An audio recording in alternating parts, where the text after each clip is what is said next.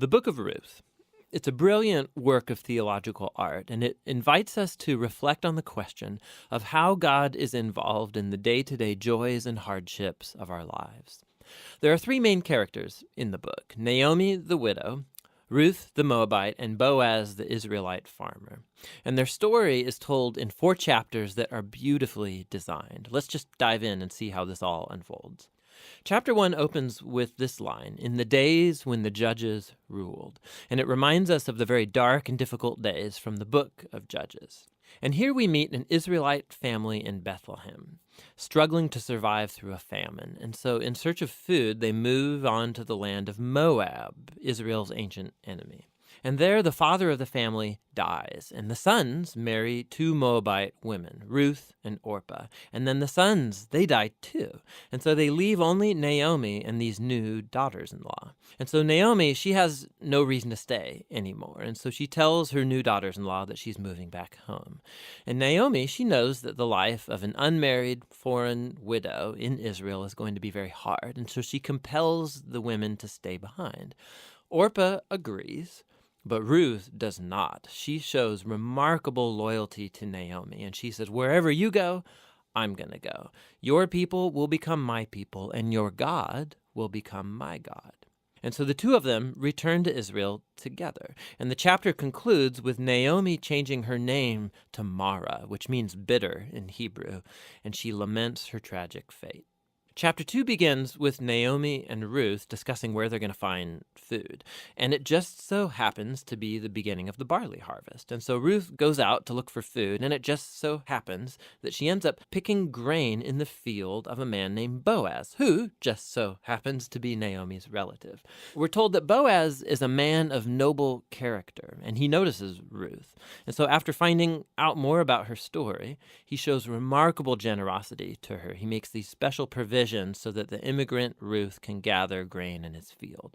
And in doing so, Boaz is actually obeying an explicit command of the Torah to show generosity to the immigrant and the poor. Boaz is so impressed by Ruth's loyalty to Naomi. He prays for her that God will reward her for her boldness. So Ruth comes home that day, and Naomi finds out that she met Boaz, and she is thrilled. She says Boaz is their family redeemer. Now, this family redeemer thing, this was a cultural practice in Israel where if a man in the family died and he left behind a wife or children or land, it was the family redeemer's responsibility to marry that widow, to take up the land and protect that family.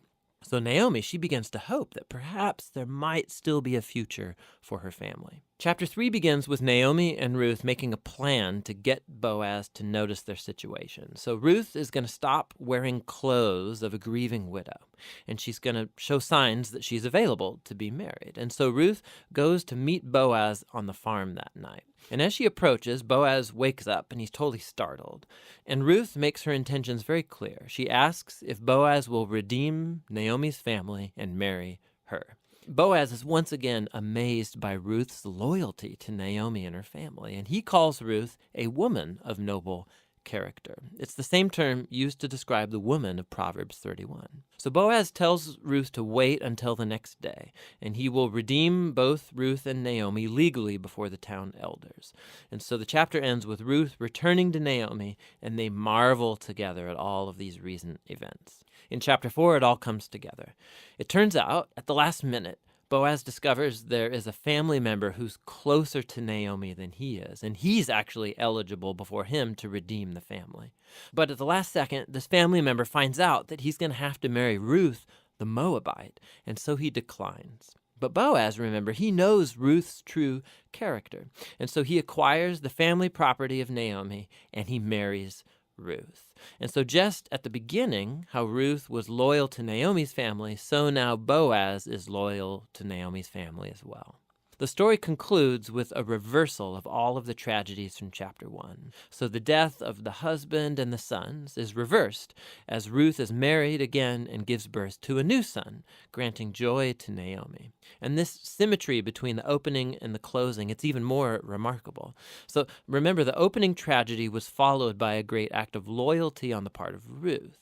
And that is now matched by Boaz's act of loyalty that leads to the family's final restoration. And this symmetry, it highlights the design of the internal chapters as well. So each of the chapters begins with Naomi and Ruth making a plan for their future, and that's followed by a providential meeting between Ruth and Boaz, and each chapter concludes with Naomi and Ruth rejoicing at what's taken place. This story is beautifully designed, and that design actually connects with a really interesting feature of the story, and that's how little God is mentioned. Right? The characters talk about God a few times, but the narrator actually never once mentions God doing anything directly in the story, and that's its brilliance.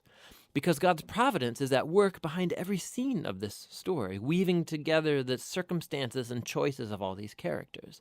So Naomi, her tragedy leads her to think that God is punishing her, but actually the whole story is about God's mission to restore her and her family. And he's doing so through Ruth, through her boldness and loyalty, which brings healing to Naomi's life, but not without Boaz, who's a no-nonsense farmer who's full of generosity and loyalty. And so God uses his integrity combined with Ruth's boldness to save Naomi and her family. And so this story brilliantly explores the interplay of God's purposes and will with human decision and will. God weaves together the faithful obedience of his people to bring about his redemptive purposes in the world. And that leads to the real end of the story. The book of Ruth concludes with a genealogy, showing how Boaz and Ruth's son, Oved, was the grandfather of King David, from whom came the lineage of the Messiah. And so all of a sudden, these seemingly mundane, ordinary events in this story are woven into God's grand story of redemption for the whole world. And so the book of Ruth invites us to consider how God might be at work in the very ordinary, mundane details of our lives as well. And that's what the book of Ruth is all about.